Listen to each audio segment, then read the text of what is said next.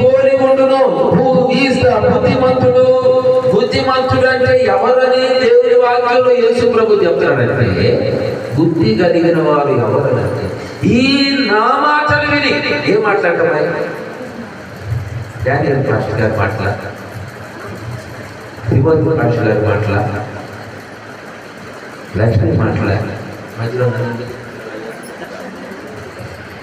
ఈ నా మాటలు విని యేసు ప్రభు అన్నాడు. ఈ నా మాటలు అంటే ధర్మశాస్త్రము, మొదటి ధర్మశాస్త్రము మోషే ద్వారా దేవుడు మనకి ఇచ్చాడు.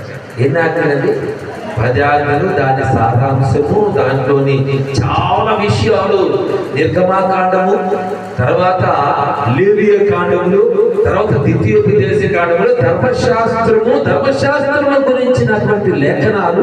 అందులో మనము ఏ విధముగా నడుచుకోవాలో దేవుడు అక్కడ ఇశ్రాయేలుకి చెప్పాడు.